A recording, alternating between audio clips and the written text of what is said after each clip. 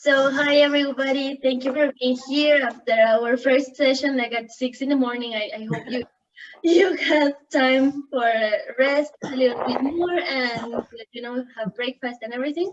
So, and now it's my pleasure, and I'm so excited to introduce you all to my friend in life, Elliot. He's a designer for Impact. He has worked with big brands, and you're going to see his work. So I'm just going to give him the opportunity to introduce himself, so I can just shut my. So Yeah, thank you so welcome. much. Thank you so much, Elliot. Thank you, Billy. I think the title from Designer from Impact was from you, and I think I really love it. Yeah. But basically, yeah, it's what we do. It's where I took my career when I graduated from the university. I started working on a foundation and, like in the non-profit, more in the non-profit instead of the for-profit sector. So it's really a pleasure to be here with all of you guys. I would like you to give you some tips about creating some slides, for impact, so you guys can have like the opportunity to sell in a incredible way, like your startup, your ideas, and I will give you some details and some tricks from the side of design, which is my, my, uh, my, it's what I studied actually. So yeah, I think I can share my screen with you so you can see my PPT. Let me do so. 1 second. Cool. I think you're seeing now my screen, right? Yes. No, sorry. Yeah, awesome. Yeah, so I would like just to call this session today for as a slide for impact, sorry. We will just, as I said before, we will start seeing some details about design and some tricks that you can guys implement in your presentations slides, okay? Just for you to give you a little bit of context about myself, I'm currently working for the Whole Price Foundation. I don't know if you heard of it before, but basically we are a platform of social entrepreneurship that has presence in more than 120 countries. We work together with the United Nations Office for Partnerships, and we basically have like a huge platform, a huge program about entrepreneurship and education, and we basically aim for everybody to get to join the entrepreneurial world, and we motivate the students with a fundraise prize of $1 million that President Bill Clinton gives to the best startup worldwide at the United Nations headquarters. I'm working there currently, and I'm the art director for the foundation. I work in the marketing side, and we have like a really talented group of people out there. But also, as I said before, I've been also working, like in the not-profit sector, especially when I was working, before starting working the Whole Price, I was working here in Mexico in another NGO, which is called La Ciudad de las Ideas, that basically it's all about education, and it's a non-profit program that has its own platforms about entrepreneurship, which basically they have alliances with Pitch at Palace, which is another big platform for entrepreneurship out there. Also, they had like their own, like a program of entrepreneurship that was called Gifted Citizen. And also, I had the pleasure to work with another important startups here in Mexico. Some others like in Mexico, like Skills for Industry, which is a startup for intelligence, artificial intelligence, and all about like data science. Impact Tours is just it's all about traveling with impact, which basically the people that get gathered with Impact Tours had the opportunity to and like to learn from the city and to learn the impact that people like local people are creating on those areas. Inspired Nunavut was all about like a accelerator for enterprises in Canada, and then like my profit side will be just like L magazine, and then Blue Trade Software, which are, I mean, L is like the magazine all about, you know, like fashion, and then Blue Trade Software, which is all about, again, like technology and artificial intelligence, sorry. But yeah, this is a little bit of context. EF and Falafeling, which, I mean, like we are closer, they are also our partners at whole price, and then we, of course, we had to work some materials for them. And during this time that I've been working on the whole price. So yeah, moving forward, I want to say that during my journey in the whole price, I had the chance to see many startups and to see many entrepreneurs improving their business models, improving their ideas. And it's been really inspiring to see many people gathering for one single mission, in this case, that has been, you know, like create startups for a better world, for a for a good on their cities, and wherever they are located. And I have also noticed that, like, the way they present the stories and the way they need to sell their ideas, and it's really crucial the way they sell it, because it's in the case of whole price is the way the teams can moving forward during our process until the point, you know, to arrive to the UN finance and the $1 million that we give to the best startup. And the slides is, as I said, like, it's a crucial element that whether can be playing for you like an ally or an enemy, because it's the way you present your idea, is the way you are selling your story. And I want you just to give you some tips for you to sell the best way possible your stories. So let me just get started with this. Basically, I want to talk to you about some do's and some don'ts when it comes to creating PPT slides, right? So basically, this is let's have in mind always that they are supporters. I mean, at the end, you guys are the ones that are pitching the stories. You are selling the stories. You have the contact with the people, but the slides also are your complement, and they can even increase amazingly what you are selling, right? So I would like just to start with the do's. I will call it like this way, what it's like uh, the best practices that you have to have in mind about creating slides. I will just move forward. So basically, I want to say first, I mentioned in here, I call it like storytelling. I think you already know about this. It's all about what you want to sell, who is your target, and what you want to communicate. It is important to define. I mean, this is also for design purposes, but it is important to define who is the person that you are referring to, or what is your idea, how you want to sell it, and how you want to be perceived by your customer. It's important to say that when we are talking about storytelling, we need to mention, like, in terms of selling points, we need to say numbers, and we need to say statistics, and the way we present them will be also crucial, you know, to get that the customer understands the best way possible what you are trying to say, right? So just be mindful about it, like the storytelling, what you want to communicate. It's super important, and it's the first step. I wouldn't start designing without you know, like, not knowing what am I supposed to design, right?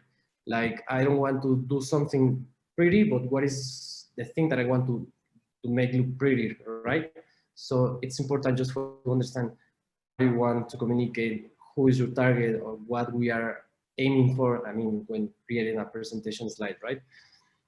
So that's my first point, and then I will start talking about design, like in a general way. So I have already an idea, I already know what I want to say. Then I need to find a way to just put those ideas in one single place, and those ideas should be like the same in the case visually, in the case of creating slides, right? So I know some of you are starting, working your own projects and have an idea, like making bigger your startups. But at this moment, or at the moment you are start to producing any slides, you need to have, you need to be aware about your branding, about what is your logo, what is your colors, what is your font, those elements that together creates the branding, right? And the branding should be also placed in all the slides that you will work on, because the branding, it's also like the way the customer will perceive you. Okay, so the slides is a really nice marketing material where you can just think about using it. And basically I'm saying here, like, your presentation slides should be always consistent. That means that you need to to repeat many times on the colors, on the fonts, on the shapes, on the icons, on the graphs, on the numbers, etc., that you will place in there, because people will notice when, I mean, you are communicating something and then it's like a bit different. I mean, like, the branding is your presentation letter, and you need to keep always, like, loyal to it. So this is my recommendation, to keep consistent. And the way you can complement all your consistency, on your slides, it's always supported by visuals, right? I've seen it many times, again, as I said before, all the startups that have competed on the whole price.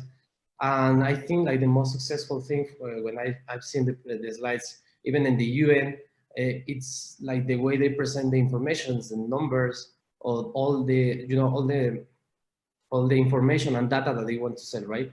And this is a great moment to start thinking the way you present your information to the public, right? So I'm just adding in here some elements that I think, guys, can be really, really important for you to to add to your presentations, like graphs and numbers, like the way you can validate what you are saying, but in a visual manner.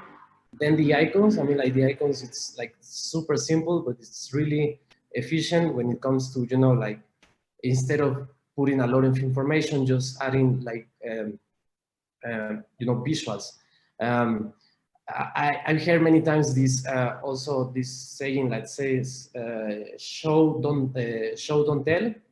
I don't know if that's the way, yeah, where you basically are, taking in your favor elements that can play amazingly for you, like the way you present your ideas. So this is some of the elements that you can use when it comes to, like, presenting your slides. And then, of course, I think this is my part, my special part, when we say about don'ts, because I think we might be a little bit lost. Like, okay, I understand what is my brand, what I have, what are the elements, but then uh, whenever you can start playing with those, it will appear many details on on the way you put all the elements together in one single slide.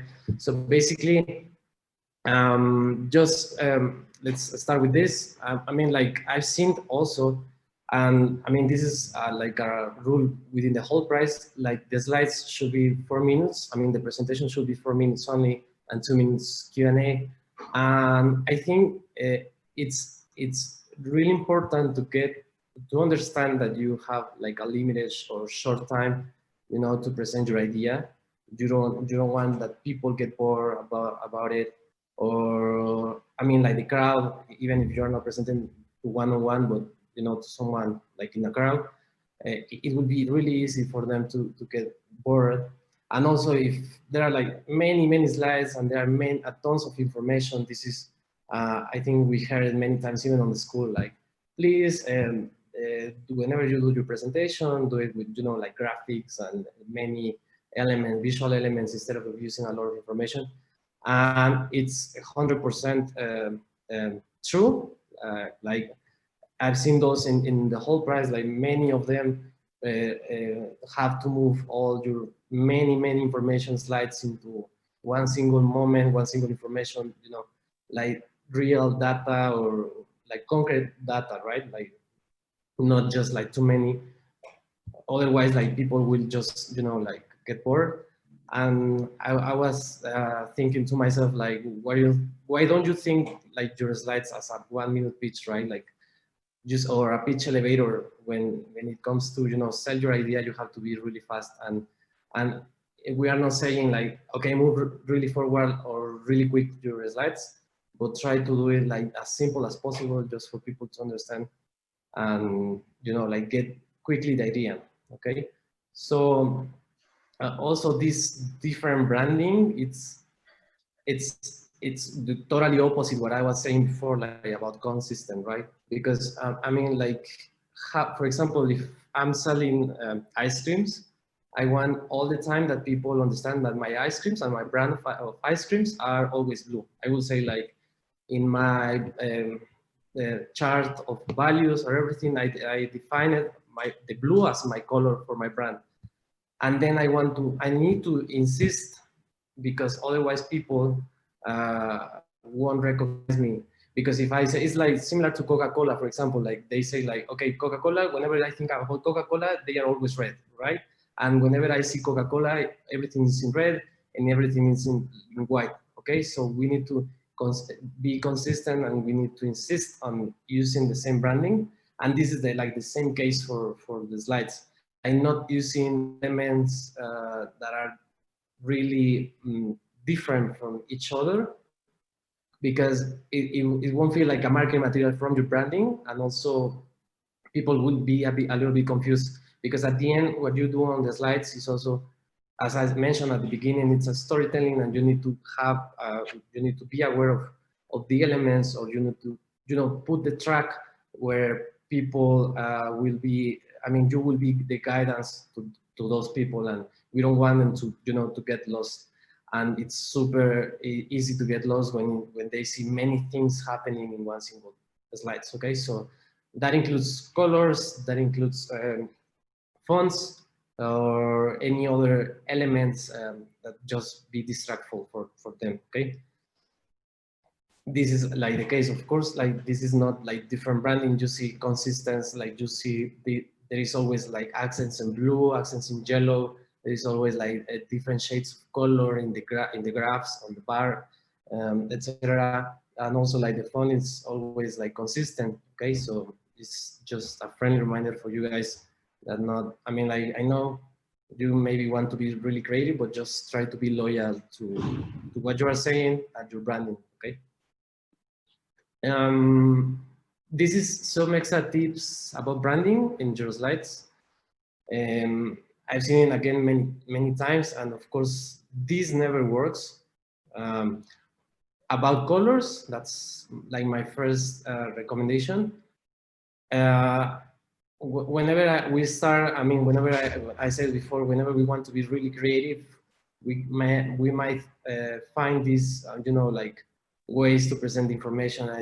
I mean, it's not bad. It's not bad to, to try, or to improve. But then there are some elements that definitely doesn't work. Like you see in these examples, for example, like the way we use the green with purple and then yellow. I mean, like, for this, you can be even blind, like looking at this repeatedly, and I mean, like, many times.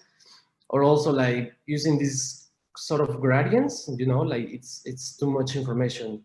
And also, like, whenever it comes to really white and like lighter colors, you don't see anything. And I mean, like, we want that all the information that you put on your slides, it's relevant, and it's also visible for everyone.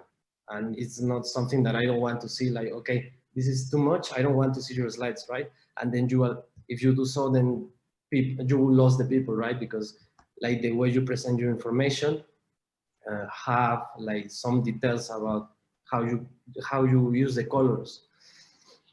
And then the typographies, of course, like many softwares, like PowerPoint or Canvas or whatever, they already have some fonts, right? Like established fonts. And I think that's not bad. I mean, like, they just trying for you to help you, but I mean, don't let that the software itself tells you what to do. You need to be like the one, like takes direction on these softwares, and that's super important in fonts because normally we use directly, like Arial or Calibri, whatever. But think about, like, there are many fonts and there are many kinds of fonts. Some of them are like the serif, like when you see like these elements that goes with at the end of the letter. That normally those are really nice when it comes to editorial things, like printables. The sans serif, which is like without, like this, we say serifs. And especially this one is super cool. The sans serif fonts are really cool when it comes to digitals. So whenever you're presenting any slides in digital, of course, that will be a really good um, ally for you to use. And then the display fonts, which are like in this way, which is like, they are like super, I mean, like, they look really nice, or they have like many elements in them that makes feel like it's a bit, you will notice it, this kind of fonts, when it's all about when like, they are really hard to read, and we need to avoid those, especially when it comes to, to body text, right? Or that people needs to read continuously. This fonts doesn't work for that. Just those are just for titles or special cases. So I would just try to focus, on the sans serif fonts, and also like explore the fonts, right? Like, not just, as I said before, just try to use always Arial or Comic Sans, right? Like, there are many fonts, and there are many free fonts out there that you will say that that you can use. Um, and if you think, for example, and that's something that happens as a designer also, that one single font is not enough, to make this like diverse and make like somehow more creative. There are font families that basically contains many weights of fonts, right? And you can play with them like as long in a different ways, like with titles, with body text, with subtitles, etc. So those fonts are really rich for you to, to accomplish the goal of communicating through the typographies. And at the end, the typography also has a personality, right? They are not just like, oh, this is cute and that's it. They also communicate like whether if I'm young, energetic, formal, luxury, whatever. So the font can be also a good ally on your slides, and also people will notice when you use like, like the basic or like the normal fonts that normally are out there on the software side, as I mentioned before, or those elements, right? The ones that I have here on the right, that, I mean, they are not bad, but at this moment, we have many other options that makes those look like old and makes them look not professional. I mean, because this kind of typography, you see like Ferrari or Coca-Cola, those are like display fonts, as the ones that I mentioned before, right? Um, sorry, like this display fonts, right? And they are not made for, to create something for readable. And also when it comes, to your presentation slides, I won't recommend definitely to use it, because it just gives you like the feeling like less, a little bit no, a less formal, sorry, than formal that you can just be, right? So this is like my recommendation. Of course, just try to skip this, try to avoid them. Um, it's a bit old already, okay? So there are many options out there. My personal recommendation when it comes to create some slides, it's definitely Google Slides. I won't say PowerPoint, I won't say Canva or any other. I mean, this one has like the same principle of other softwares. But the most important or the great idea in here is like you can work remotely. That means that if I'm working here in Mexico City in my own slides, then I can add a Pilar, right? And she's in Boston, for example, and then she can keep working with me. But at the same time, like it's really easy to, to have these slides in just in a device, and you can open it whenever you have Google Drive, right? You just need your account in Gmail. And also when it comes, just to share, it's just all about using the link and then sharing with someone else. And I really love this software. It's really easy. It's not that, I mean, it's really, it has like a really friendly design environment. And this is actually where I created these slides. You can see it in here, sorry, because it's in Spanish. But basically in here, when it comes to, this is like share, and then I can just copy the link, and then in here I can write, for example, Pilar, and then I will just send this already to Pilar, and Pilar will be like the editor in here. You can just play, like whether if you want her to edit the slides, or if you want just for her to read it without any edition, or if she wants just to comment on that. And also like all the I mean, like the same case, for example, like shapes in here, this is like basically like the same principle that any other software. But I mean, like what is for me like the most important thing is like if you have a team, right, which is not currently in like the same place, that will give you like the opportunity to work with them anywhere. And yes, tell me. Sorry, for example, what would you say is like, I mean, against Canva, for example, like, what does this Google Drive, well, what is Google Slides have that you can do? Yeah, I mean, like first is like you can came here anytime, and then you can just design whatever it is. You just save it in your own drive. I've used many times before Canva. I won't say that this is like the worst software ever. I don't want to say that. But I mean, like I find this really easy because I mean, I think that something that with Canva is like if you don't have an account, I guess like you need to, I mean, like all your progress will just not save or something like that, and then you need to save it in your own computer. But in here, it will always be in that, like in the same place. And this is like, and like sharing with someone else and working with it like remotely, and then and in real time, it's really amazing, for just to get all the whole thing every once and just keep working. I mean, like also like the environment in here, in my personal opinion, it's really amazing. Like it's really easy, like it works perfectly as PPT. So it is just like like a recommendation, of course. Like if you are used to Canva or PPT, just be mindful about just like the some of the do's and don'ts that I just recommend to you. But if when it comes like to share it with someone else, it's amazing. And also, for example, in here, I mean, like different from Canva, because in Canva you already have like like Templates. designs or some templates, which is I think that's like one of the most like advantages from any other software. Um, you can just be creative in this part, and then just start drafting whatever you want. And also, if it's possible, you can just get some designs from Canva. So I mean, into this platform. So yeah, I mean, like this is really nice just to work and remotely, and of course sharing with someone is just like, okay, just share me your slides, and then you just send a link, right?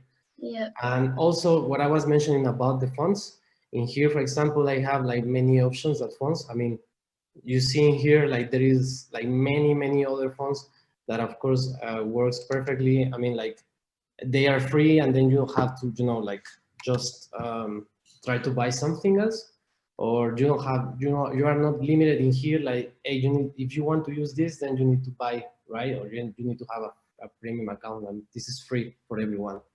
Okay. So yeah, so that's just as my a small recommendation on that. When it comes to elements, I mean, like assets for you to to use in your slides, these are free license uh, picture and icons. For example, Pixabay, it's really nice when it comes for you to to download pictures without license restrictions, and also the noun project. The noun project is all about icons. I love the noun project. This is just like some tools that you could be interested in. And of course, Giphy. I think Giphy has GIFs and everything, animations, where you can just download whatever you want, and then you can just place it in your slides. So at the end, they will just look like this, right? They will keep the animation, and this is, for example, these icons are from the noun project. So this is my some of the tips that I have for you in case that you want to download. There are many more, of course, but I'm really used to those. Of course, there will be more. So just dive into internet to find more. At the end, it's all about presenting your brand. As I mentioned before, be consistent on what on what you are about to communicate, right? And people will notice it, right? Anytime. Also, when we repeat many times what we are saying when it comes to design, when it comes to brand, with colors, etc., people will recognize you, the customer will recognize you. And it's not about just selling a color, it's also selling an experience, right? And I think those elements or those characteristics starts with the design. And this guy, Paul Rand, has been one of the greatest designers on the world. And he had this, this quote that says, "Design is the silent ambassador of your brand," and that is super true, because as I mentioned, repetition, like consistency all the time, is like the way your customer will get used to and will recognize you. And the slides, especially, it's a good seller point. It's a good marketing material for everyone. For every one of you, of course. That where we shouldn't skip those ideas. That the slides is also like a compliment for you, but it's also an ambassador of your brand. So yeah, sorry, those in general. But for example, can you say like from all of these enterprises that you have worked in and all the startups that you have seen, what do you think it works the best? Like in terms of colors, in terms of fonts, or like general design for startups specifically. Like, maybe can you share? Do you have your book open there? Because I want them to see your book. No, of course not, but I can open it, no problem. Okay. But sorry, because okay.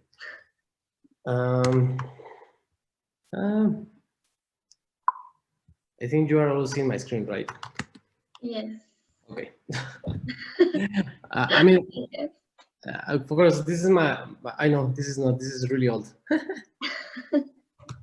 Well, we can see the transition. This That's is the same. Give me just one sec. Let me just find it. Well, sure. I don't know if you're seeing my screen still. Yes. Do you want me to stop participants sharing? No, I think, yeah, I found the good one. Okay, but of course I already opened it, but your question was like, what do you think it works for the startups? For startups, yes. But what do you mean exactly? Like, should they be like super like bright? I know it depends on the identity of each one of them. But for example, like if there's anything that works better for the entertainment industry or for the food industry or for like this kind of I don't know, identities, because for example I don't see a food startup using, I don't know, like black and white or something, or with yellow, like kind of Halloween thing, unless it is like a Halloween thing. But is there any specific, like in terms of design, like do they tell you like, okay, there's this specific colors, like a paleta de colores, I don't know how to say it. Color palette. Yes, thank you. So is there any specific palette that you would recommend, for starting with their own brand creation or identity?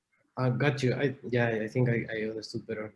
Yeah, of course. Like when it comes to startups, uh, I mean, like it's really important, to get focused on branding, on when I mean on the creation of the branding, and that starts first, like evaluating and gathering with your team and saying, okay, guys, we're about to create a startup, right? Our idea is to like packaging, right? I would say like no plastic packaging, okay? So what would make different me from the rest of the team and from the rest of the competence out there? I'm not using plastic when it comes to packaging, okay? And I'm friendly. I'm environmentally, I'm friendly, and I'm gonna be faster. I'm gonna be, I don't know, made of instead of using plastic, I would just use, I don't know, mm, bamboo. Okay, so those elements comes from your, from your gather already when you start discussing with your team, and then when you start, defining concepts about what is your brand, then you can start, polish all the concepts when a moment that it's easy for you to start, illustrating or visualize the concept in a visual way. For example, if I said packaging, friendly, eco-friendly, and bamboo, then I already eco-friendly have for me, like a concept that I can easily illustrate, right? So moving forward is when I say like, okay, then I need to start defining my logo, my colors, right? That comes from my values, and one of my values is eco-friendly. So eco-friendly, and you've seen many times, okay, so I can just go directly, to say like eco-friendly, it's green, and then I would, uh, starting from your values, your core mission of the startup, you will start getting concepts that will be easier, to illustrate. Can Okay. people get tired or bored of any of certain situations? Like as you're saying, like, okay, eco-friendly, and we all think about green things. Like, can you change in certain way, like the way we think through colors, or how is it that process possible? For example, I don't know, maybe, I'm thinking in the, well, it's a movie, so maybe you're gonna know it. But for example, like when in the movie, like Devil Wears Prada, like when she's like looking for the next collection, and she says like, oh, flowers in spring, so like so innovative or something like this. Like people can get bored of this. Like, is there any way that designers think about, like in innovating without being like too radical and to not just bore people? Yeah, I got you. I mean, like if I'm saying eco-friendly and then green is like, okay, that's super Like innovative, right? super, yes, exactly. Yes. Yeah, definitely. Yeah, there are many ways, of course, because this is when you start thinking about, this is all comes first from what are your mission, right, on your enterprise. For example, if I'm saying I'm eco-friendly, right, but it comes to my mind that the thing that would make me different from other startups would be like I'm eco-friendly, but also that I don't know, like my packaging, if I put it on, on the ground, then a plant will just definitely, grow. And then I'm talking about different concepts like grow, or I'm thinking about like the earth, and maybe I'm not just using green for that cases. Maybe I will just use, I don't know, brown, or maybe I will use something different. And also, for example, I will, if my logo is, like it's all packaging, I'm not gonna use, like a simple package. I can just start using, like okay, I said already that my packaging, when I put it on the ground, then a plant will come. So maybe I can just, draft about, plants. So I think it's possible but it depends a lot of what is like. It's different from your startup from different other startups of the market that is out there, right? Because of course, like at this moment of, I mean, maybe that wasn't the best example about eco-friendly, but at this moment everything it has turned into eco-friendly and many like because it's all about the environment. Um, but definitely it should start about what is your mission and what is the things that will make you different from the market, from all those startups that are offering the same service that you are offering. So that would be my first starting point, and then I would say, for example, okay, if my packaging is is eco-friendly and everything, but I want to make my branding blue, or I want to make my branding, I don't know, like fuchsia, and then people will say, okay, but you are selling this product that goes with the earth and everything, but you are using this color. Why you are using this color? And this is the moment where you need to show and don't tell, because then like the way you present your branding, and this is also in many other marketing materials as slides, you need to put together on the on the creation of your brand, the why you are using pink, for example, or why you are using these weird colors. And I will say, because the way my packaging will be, like the way it will look like, will have neon colors, because we are on the team are really, like party animals, and we love, like all about this environment, and we want to sell this experience whenever people opens the packaging. I don't know. So then you already have in there another, another concept, another how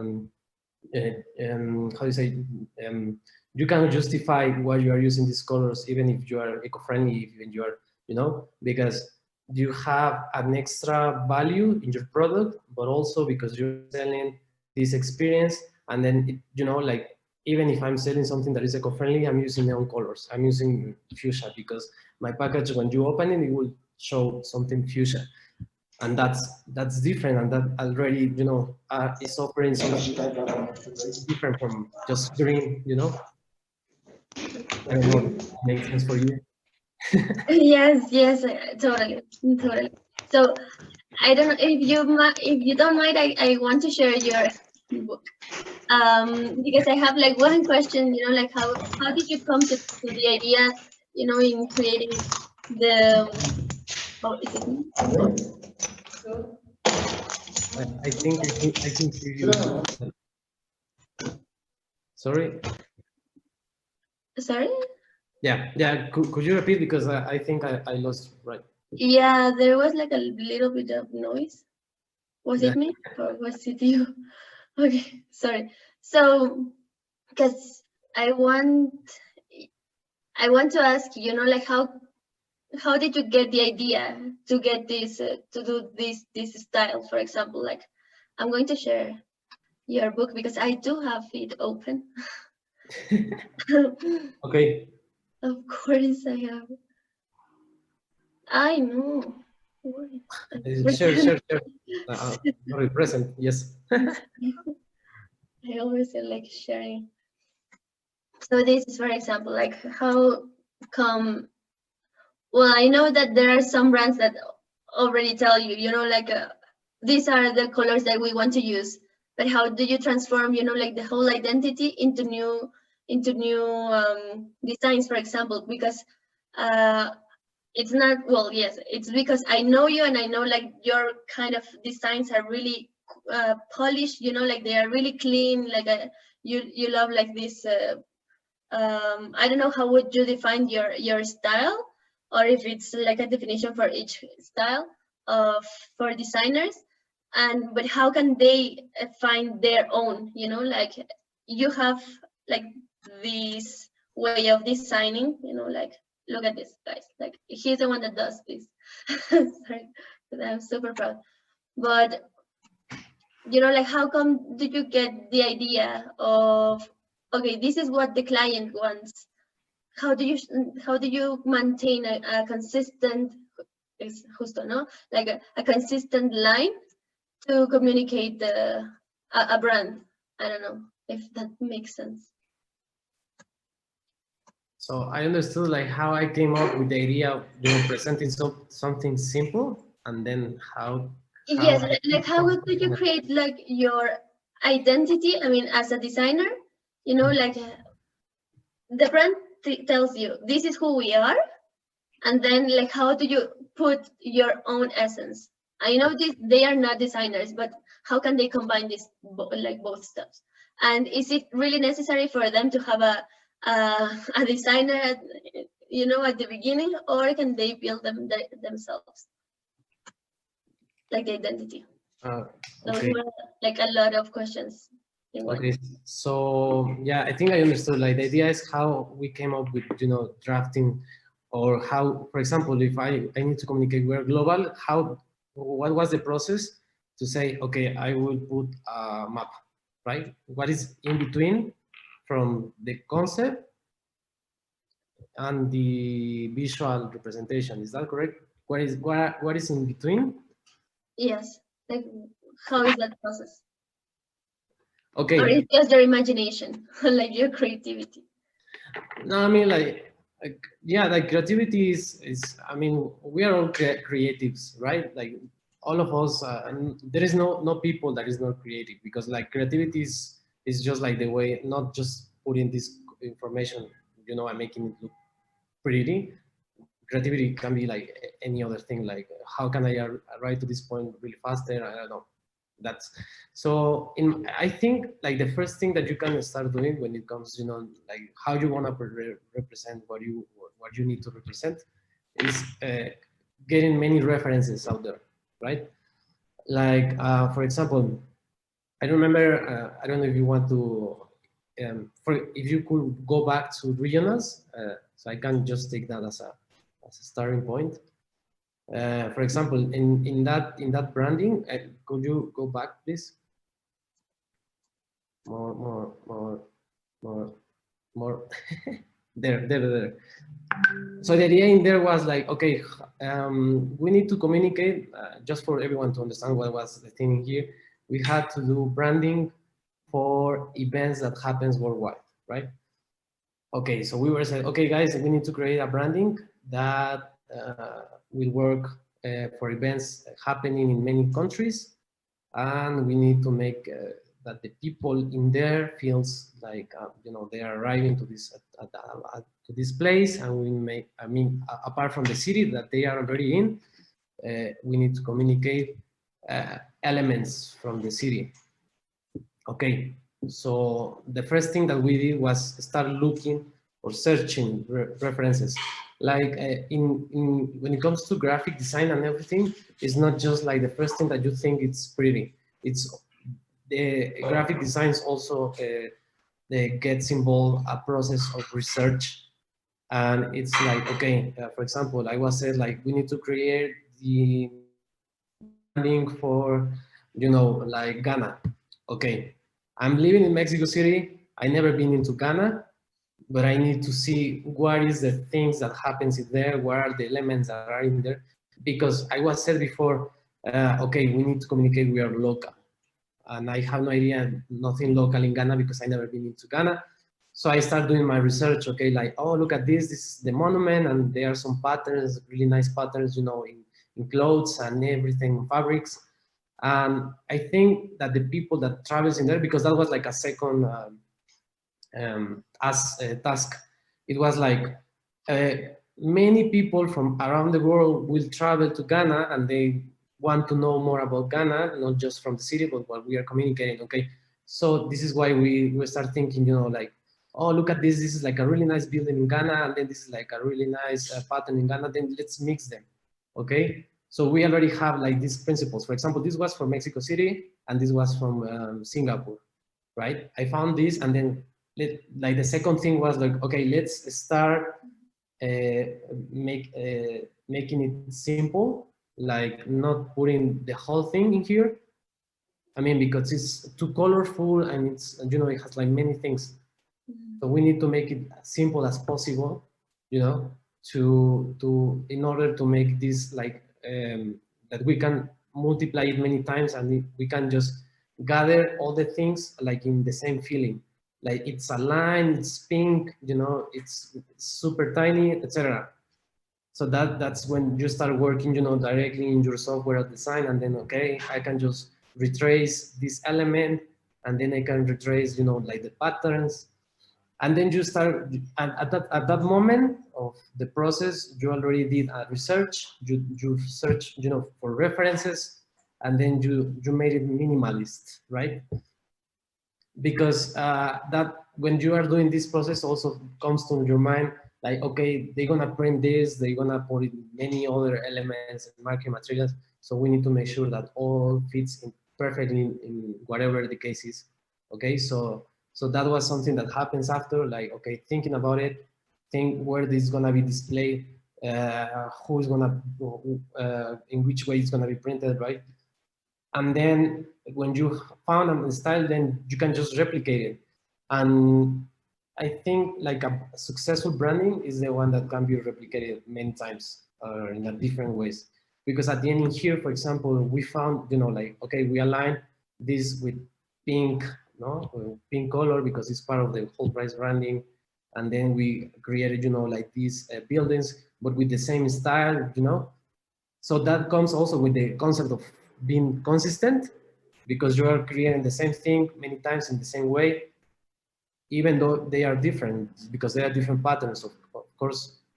So yeah, like the process, it's like research, and then of course like the creativity in here will be like, why don't we do this instead of doing this, or why don't we, you know, like when you start thinking or taking decisions, more than say like, oh my god, I have this vision of putting this element with this together, and then I mean, yes, it's that one, but it's just like more about decisions, like let's try this one, no, or this one, no, you know, but align everything to, in this case, to local, to regional, to pattern, you know. So I don't know if that answers the Yeah. question. Yes, and for example, you were saying like the minimalist thing, the minimalist like style. Is it something that works better for, or is it because you like it? Yeah, I mean, like there, of course, many designers have like different styles, of course, and they will say, no, I love really something really crowded things, or whatever. But especially when I thought also when creating these elements that of course they will be reaching, you know, any device, for example. And presentation slides is the great examples in here, because in there I don't want, you know, to be really, I mean, to put many things in there. I want to make it simple. So that was something that I also thought when I was creating those brandings, right? Like this will be displayed in this area, in these places. Sorry, and the slides will play also a crucial role on, you know, on the way we can use this branding, or on another way we can present the branding. So yeah, this is something that I mean, I always keep aligned when it comes to creating a branding. Like, let's try to do something simple, because if I do this simple, people will understand it in the, I mean, really quick. And I don't want, and for example, like if I'm doing like the regional thing, I don't show in directly, you know, like many pictures that are not that, I mean, that they are not familiar between them, because they don't have like the same style. So my case as a designer is to align all those whole elements in one single style, and then like the result is making everything like in a, you know, in a simple way, like really detailed. It's like try to think, like, for example, I don't know how to say that in English, but have you seen this sort of cones, right, with that has like a small thing that you put many things, and then it goes into a small, you know, like it's for liquids and everything, you know, El like estilo, I don't know how to I say like that the funnel, like the exactly. So you put many things in there, right? You receive many requests. You need to say, you hear like, okay, you need to do this. This has to be this way, blah, blah, blah.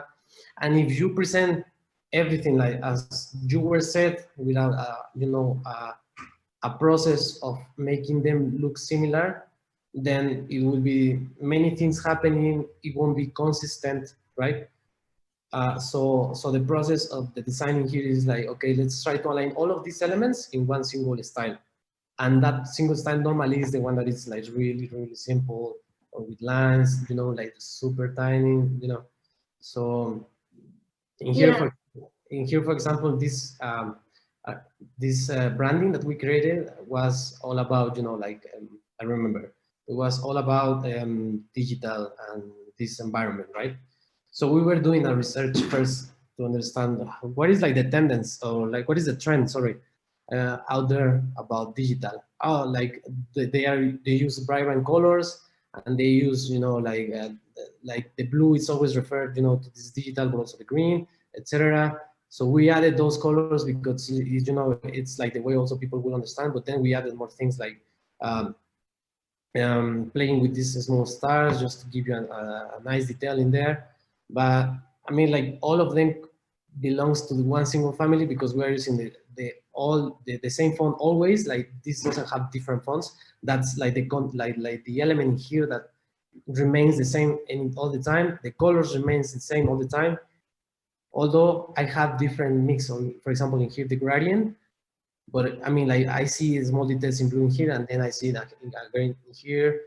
In all the cases keeps the same. They are all aligned, and they are not like different.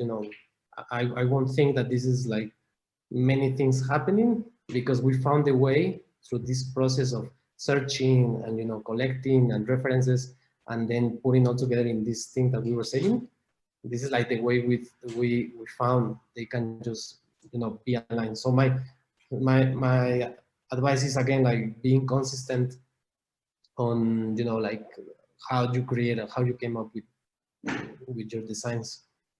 Okay. And for example, like we have here brands, well, not brands, like startups for, I don't know, like indigenous brand. Luis, ¿dónde estás? Sorry. Yes, I'm going to. actually, I have a question. Cool. Okay. Yeah, go ahead. Well, first of all, thank you very much, Elliot, for all the advices. And I would like to know what do you think about using photos or background images, considering that my project is about textiles made by indigenous Mexican communities, and the images can be very colorful or have many elements. And well, another question would be what font could be used in this case? Okay. No, of course, like first of all, you need to use the images, right? And in all cases, we need to use images because it's like the way we sell our service or product, etc. So I'm not against that. It's like the way how it's you need to find a way on how you mix the images with the information that you have, right? And the images is important, but also what you are saying on the text, and you don't have to let all this text just disappear, or don't just get lost on the slide, for example, that you're presenting. So normally this is like a technical thing that I normally use. It's just like using like colors like rectangles or like gradients, like shades, in order to maintain like the picture visible but also like the text. But of course, like in your case, I wouldn't like just skip using the images. We know, I mean, I understand what you're saying, like your question, because I mean, like the images can have many other elements or many colors or many things. But I mean, like this is your product. This is not like um, I mean, you are not hiding. You don't have to hide, sorry, your main product, because otherwise, well, what are you supposed to sell? Even if your product is really colorful, it needs to be there. But I mean, like the rest of the elements that will go together with your colorfulness should be more neutral, right? Or playing with the elements that I said, like maybe using a small gradient so you can just play within the background and the you know like the like the image and the text. And I think you mentioned another question, but I forgot. So I don't know if you could just repeat. Yes, sorry, I think it was a lot of information. But well, could you recommend me like a specific font or Yeah, something to use in this case? yeah, sure. Yeah, well, just there is, I mean, like there is not the right font. I mean, like the fonts are made to match with your branding, with your ideas, with your concepts, and there is no you know, like a list of, okay, this font is better, you know, for these cases, or this font is. There are like recommendations. For example, where I mentioned before, like maybe the sans serif, if you remember it, was this font which is made of instead for, you know, printables or books, and then the other which is without serif or serif sans serif. Serif is just for books, and sans serif is for digital environments, for example. So in your case, what I will definitely will be just to search which other startups are out there, and then how you can, you know, um, see what are the kinds of fonts that they are using, or get more references. Like for example, I've seen that this startup maybe use this font because they, I don't know, because it feels that it matches somehow, but then this one uses another one. I mean, like the references are fine for you to understand how it's being used when it comes to this kind of market, but never, I mean, there is no one single font that will perfectly match. Yeah, like the fonts tells stories, of course, and they have their own personalities. So just try to do, you know, like a mood board, and then get many you know, like many references of what they are doing out there, and then you can start saying, like, for example, I see like this is a pattern, or this is repeat, it happens many times in the other. Okay, maybe I will use this one, or maybe if I'm thinking about traditional, you will see fonts that are made just more for traditional, right? Or maybe if I'm looking just for something really, really, you know, luxury. I don't know, like you're trying to sell something really luxury in your company, then there are fonts that have been used in a luxury way. For example, all the ones that they use in magazine titles, right? Like Vogue, like Gale, like any others, you know. So there are some fonts already out there that have been used for one single purpose. And I think if you do this research and then see what the others are doing, a bit related to what you are doing now in your enterprise, then you will get like maybe an idea of how it should be, or how it will look like your font. I don't know if that makes sense. Yes. I will do our research for that. Cool. Thank you. No problem. I think Ibrahim raised. Yes, I saw a hand out there. Ibrahim? Good evening. Yes, we can hear you. Yeah, please, I have a question. And what do you think is the appropriate font size that we should use in a presentation? That's one question. And what do you think is the appropriate number of slides, that we should use in a professional teaching environment? And my last question. Of late, I've realized that people fear to pitch their ideas in big platforms. They have fears that people might steal their idea. What is your understanding about it? What do you have for me to tell that people from an expert like you? Thank you. That's my question. Okay, thank you. I mean, so I understood the fonts, and then The number of slides? number of slides, and the last one, I think I lost you a little bit. So I don't know, Billy, if you get the last one. I think he asked about the. I don't know. So I was saying that some people fear that their idea can be pushed, like the idea that they have can be stolen by people who already have money to invest to make profit out of that idea, like young startups, I mean. What can we do for protecting your ideas for not being stolen?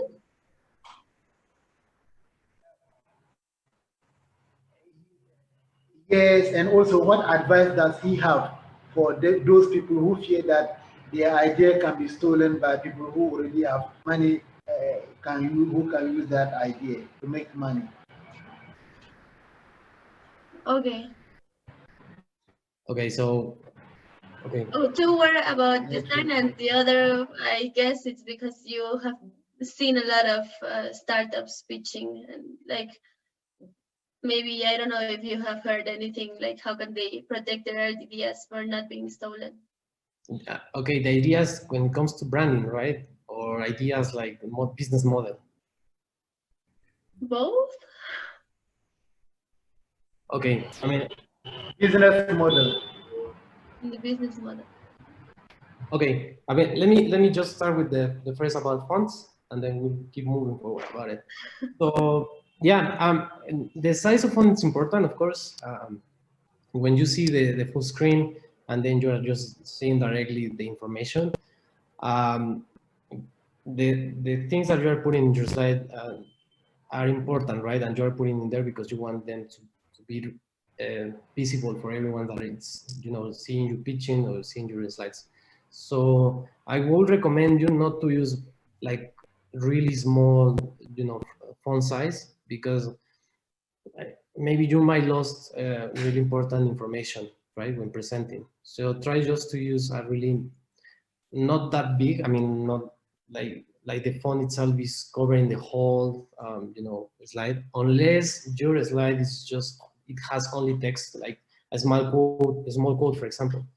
But I will just recommend you just to keep it, in between.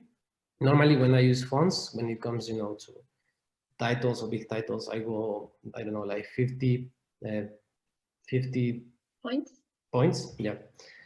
But when it comes to readable text, it's less than 15, maximum 12. Like I won't go more than 12 because it's gonna be really, really small.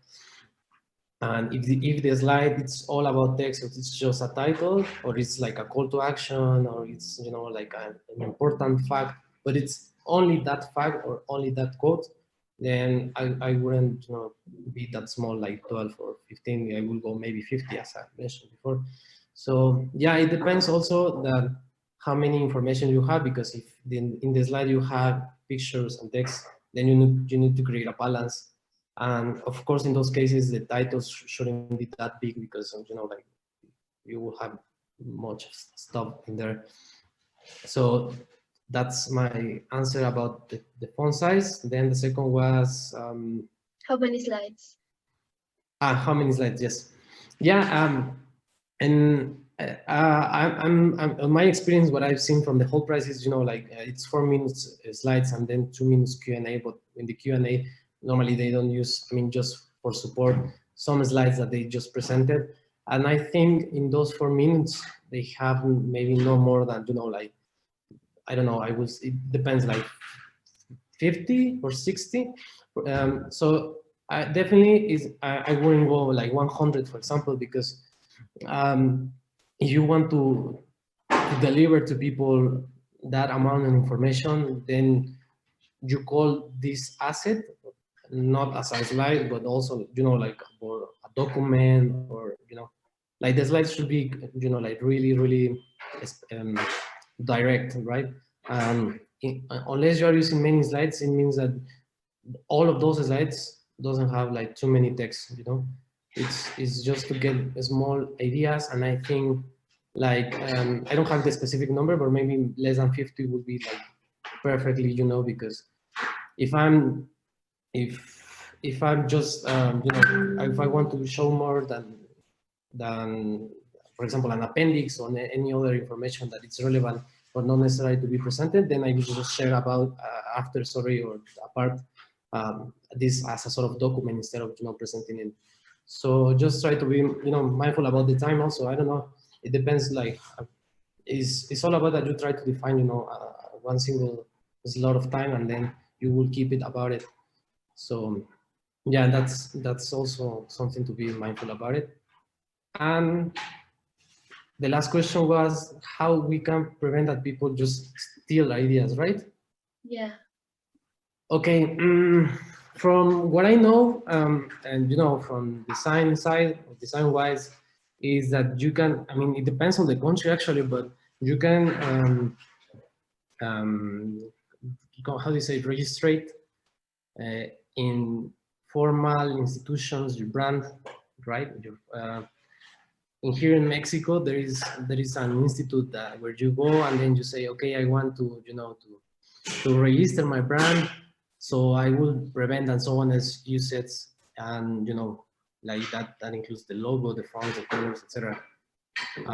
So it depends. I think it depends on the region where you are located, but that's a good way to do so. I mean, your brand, the brand of your company can be registered in order, you know, to not to be stolen. And about the ideas, I think I'm not, you know, like the master about business model, honestly. I think Pili could give you better, you know, like how can you just save your business model in order to be stolen from someone else. But of course, I would just keep it like sharing my information, sharing my slides with, you know, with potential people that you will trust, right? On that cases. So yeah, I think Pili, you can just give. Yeah, I think, I mean, I'm not also like an expert, you know, like in business models, for example, but what I was thinking is like in this case, maybe a way to protect your idea could be like, because you cannot go and register, like you can register a brand if it's like a consolidated brand, right? But now it's like, oh, now I have this idea, so I'm going to register it. And then you have another idea, I'm going to register it. Like it's impossible, you know. So like for the brands would be like, okay, if you have your brand, yeah, you can go, unless I don't know how much is it expensive or whatever, no.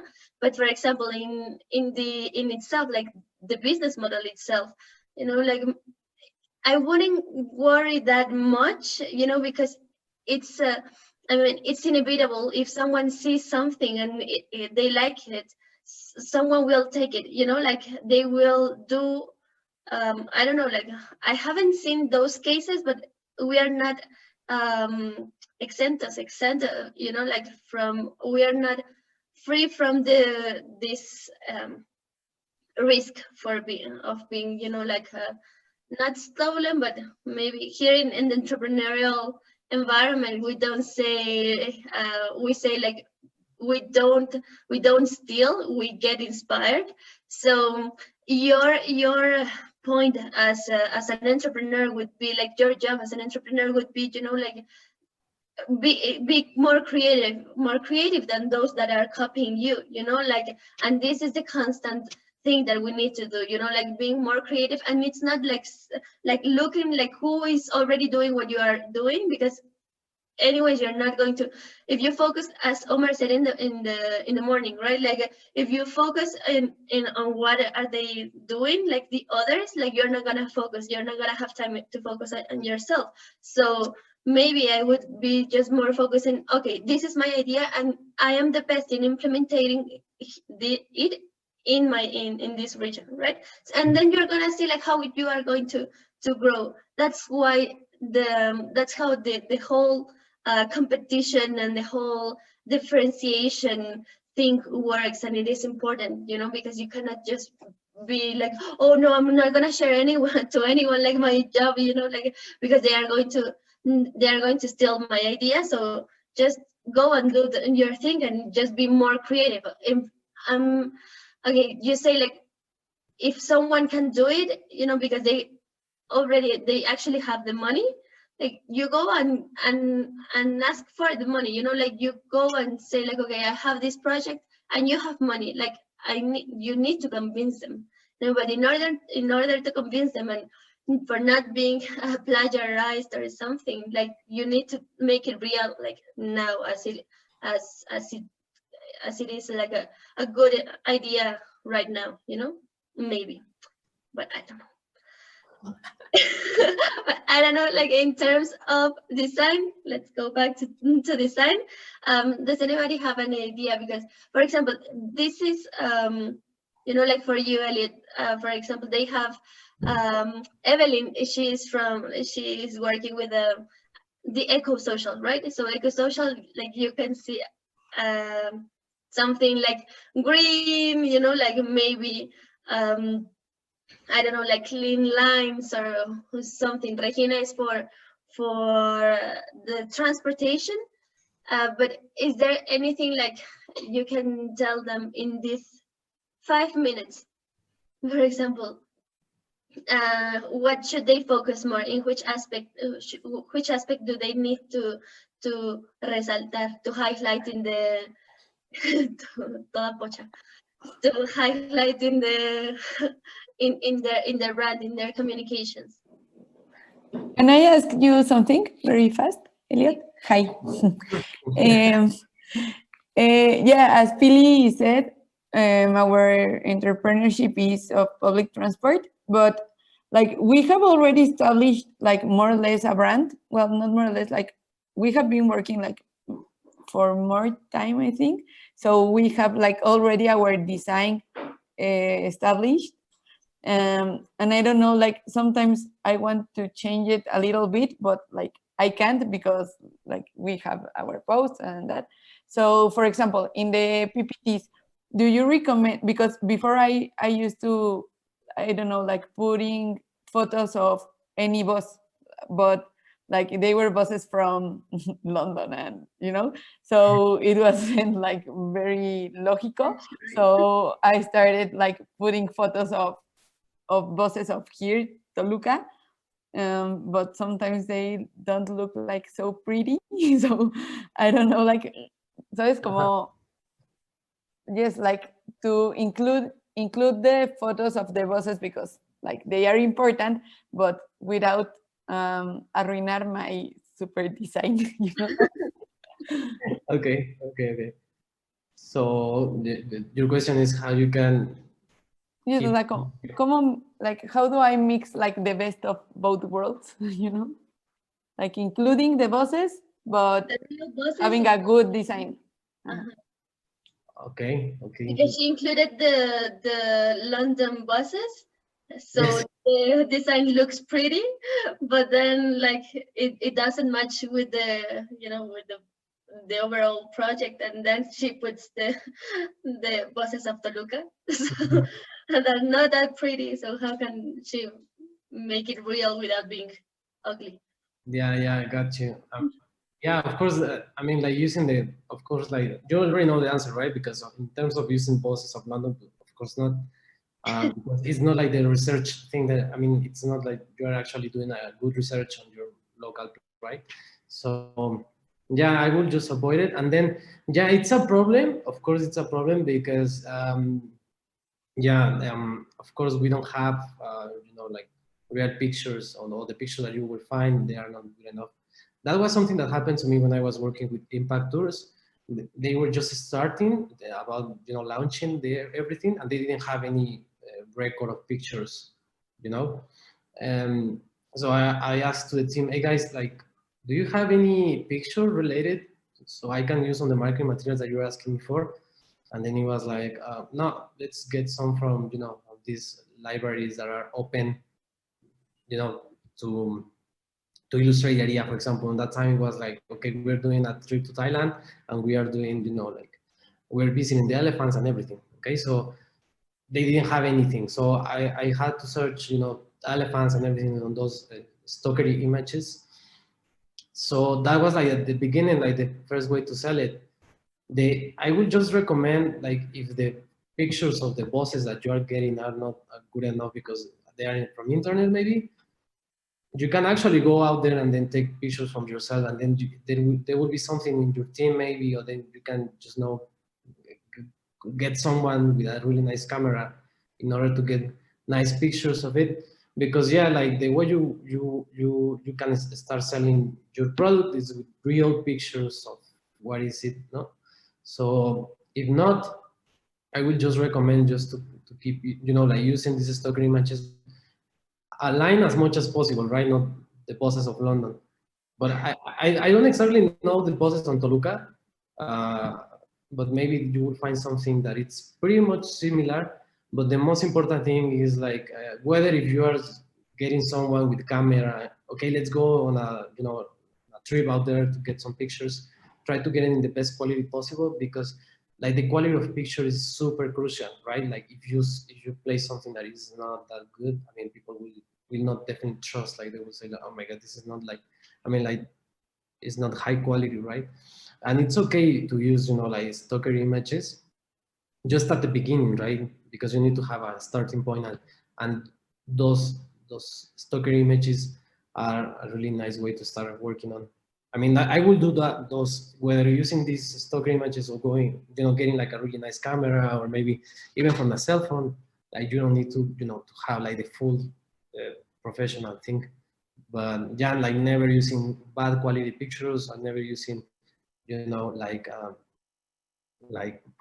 other kind of transportation.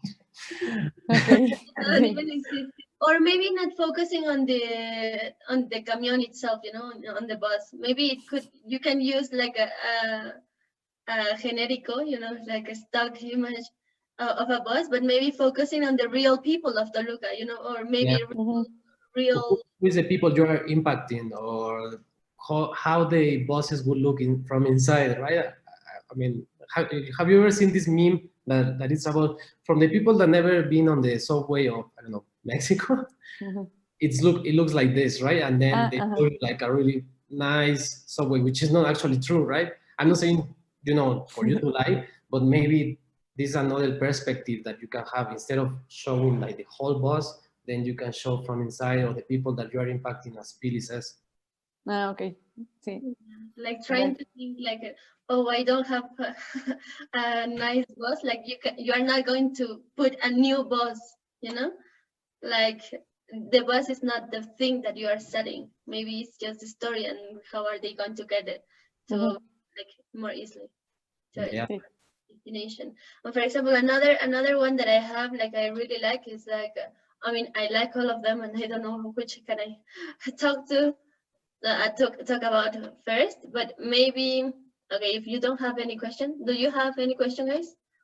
Or I'm going to choose the example. For example, here in the Mateus, they have a really cool, like startup for, it's not about impact, like transforming lives. It's transforming the community, but it's in the what entertainment industry. Like Yes. like how can they, like put more. It's about creating like magical worlds, because they do like, what do you do, Mateus? Like um Well, have you ever heard of tabletop RPG? No, I think no. Well, well, how can I explain it more simple? RPG means a role-playing game. The tabletop ones that's it's most popular today. It's games like Dungeons and Dragons, Pathfinder. They are based on books, and you create a character, and one of the players there on the table playing with you is what we call a game master. He's like a narrator. He will put the character that you created in situations, problems, and you have to solve it. The other people of the table are other players too. And it's all about creating a story and building up in a world, and play interpreting as your character. There's a lot of dice, character sheets. It's more about imagination and having a fun time in general. It's more cooperative, different from other tabletop games. It's 100% cooperative. how would you imagine like a brand like that, for example? What is very common, people consuming this type of games. There's a big market, but one problem that I noticed that people to actually meet up and schedule and have a stable frequency while they play that game, because it's very time consuming. A game session it goes on for approximately 3 to 5 hours, because people get very entertained playing these kind of games, and they want to reach an epic end to their story, and they want to interact with one another. It's more about the people that are sitting on the table at the moment, and to meet a lot of people that can sit there with you and be there for a long time. It's a little difficult. So we've been thinking about trying to reach out, build a community, so it's more easier for people to meet up, schedule a time, and have fun. Yeah. So that's the whole idea. How would you envision like a brand of like can lead you to create a funny, well, not funny, like a magical world, but in a community way, for example, like which colors maybe, or is there? Okay, you will correct me if I'm wrong, but I understood like this is a game that where everything gets gathered on a table and then start playing, create a Role, character, and then right? like role characters, like, and they build like this. It's kind of a magic world, like. Okay, okay, okay, okay, okay. Okay, I think already you have provided to me a really nice word, right? Which is magic or magical. Or Uh, do you know the series called Stranger Things?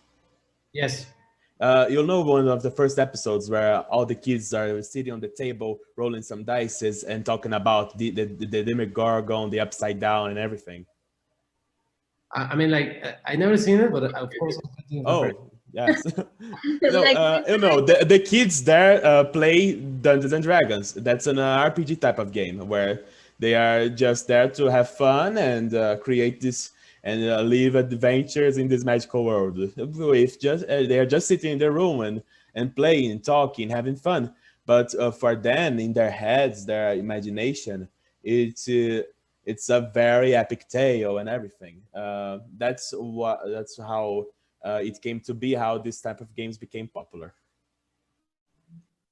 Okay. Okay, so and the question was how we can create a brand for that one, right? For that product. Okay.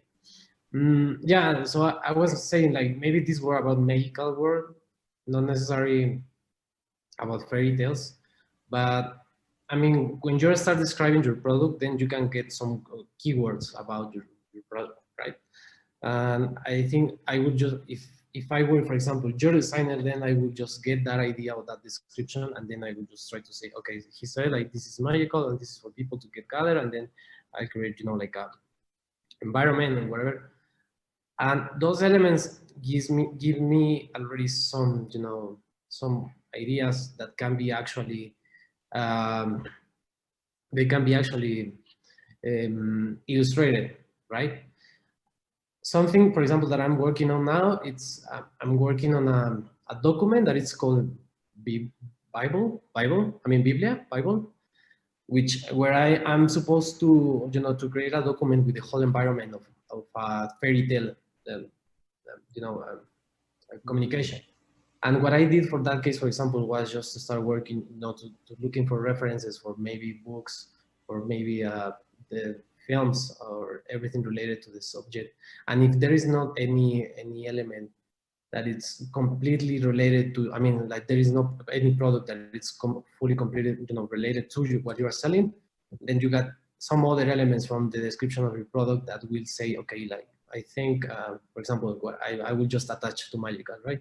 Okay, this is magical, and then it's about family. So then I will just start thinking, right? Like maybe I will go through internet or maybe through Behance. This is normally what designers get some references. I'm not saying I will just copy what it's already out there, but it's just for me to create like bring to my table some elements that they have done already, and then I start, saying like maybe this will work, this wouldn't work, and then you mentioned something like people don't have enough time, right, to play or something. They cannot match their schedule. They cannot match their schedules, right? Mm-hmm.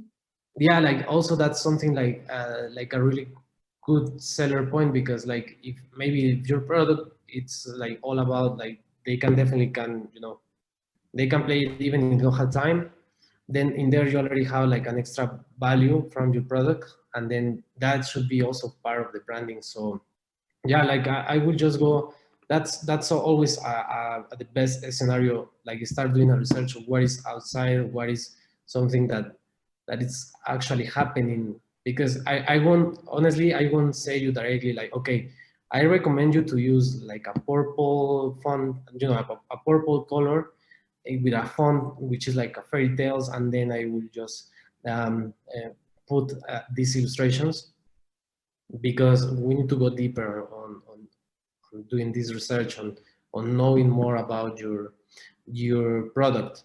But for example, whenever you want, if you already have an idea of how you want to display your brand, that's a good starting point for the designer that you will reach out to. Like, okay, this is my product, this is my brand, this is my idea of what is it about, but I want you to create something that maybe communicates to people that they will have enough time. They will have the chance to play no matter if they don't have time. And I want to make it look like magical, but also like futuristic, right? And I want to make it look like, like the trending and this digital, I don't know. So those elements already have provided to the designer or the creative guy that you have from your side. You will provide him many options already to start thinking about how it will look like, right? And if I'm saying, for example, like I want it futuristic and magical at the same time, then I will go over to searching fonts that are, like gives me this feeling of futuristic. Maybe like they are really thin and they are like really big titles, and then they all come together with neon lights maybe, or they are like really, with gradients. And then when in those cases, you already have concepts provided to the designer, to the creative guy, that will just definitely, go start drafting, right? So yeah, like of course I won't say tell at this moment how your branding will look like, right? And well, my last question, sorry, I will finish with this. Hi, sir. So it would be like, are there any key elements that a logo should have? Like, what would you recommend for them to start building their logo? Building the logo, like I understand that not all of them have the branding already, right? Yeah, exactly. They are building it. They are early stage.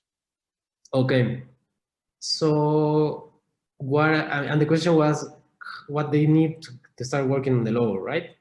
Yes, what they need, or what can, en qué se pueden, like, what are the key elements, for creating a good logo?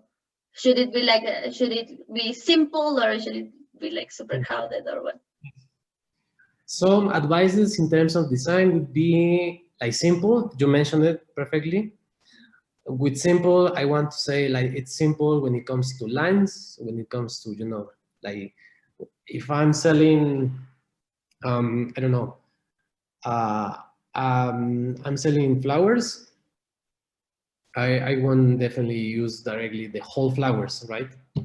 Just small elements or minor elements. Yeah, so you can, I mean, if I put one single, I don't know, margarita, I will understand this is all about flowers instead of putting a margarita and rose and blah, blah, blah, blah, blah, no? So try to be minimal in that case. That's a trend actually on design, being minimal on the elements that you work on. Then don't mix many fonts in the logo. Just try to attach to one single font. I know sometimes that in the logo we want to communicate like many things, right? Like I'm selling flowers and I'm eco-friendly and I'm traditional, and of course it's understandable because we want to sell many things in one single thing. But it's better to mix or find a single concept mix all of those elements instead of trying to communicate directly, because then the logo will be confusing, right? So try to be minimal, try to not use many fonts, try to stick to one single concept instead of having many words, for example, or many illustrations, right? Because if I'm selling hamburgers, but I'm selling hot dogs and I'm selling French fries, like maybe instead of putting like the products itself, I will just go maybe put in like a chef like hat, right? And then I understand that it's about food, right? And I'm not showing directly what I'm selling. This is like this is a concept. It's I don't remember exactly the name. I understand the concept, but it's like a sort of metaphor. Like an abstraction? Yeah, like I mean, like it depends. Like maybe I'm not showing directly what I'm selling, but I'm using like another reference. For example, like I'm a fundraiser startup. I want to make all the startups to get launched and to help them to make bigger. Maybe I will use something. In some cases that works that way. Instead of putting many icons of startups or many people together, I will put some seeds on the ground, like, because it's like a sort of metaphor of what my enterprise is doing, right? Like I'm putting some seeds, on the ground, and those seeds represent, like the startup, instead of putting many icons of a startup. So I will go that way. I mean, like whether you can use this way, this concept of just putting like metaphors or what your product or what your service is, or you can just put directly your product itself, but maybe not using like the whole, I mean, trying to put it like in a minimal way possible. And I said already, not fonts, not many fonts. I'm still missing one. Yeah, I remember. So, I mean, like the explanation of why it should be simple, it's because your logo will be alive in many other supports, marketing materials. I mean, like for example, if one day you will go out there to, to knock the doors and say, this is my product, and then, blah, blah, blah, blah. You trust those people when you see them fully branded, like not in your slides or your social media posts, but also like maybe in clothing, right? Or maybe a logo here on the t-shirt, etc.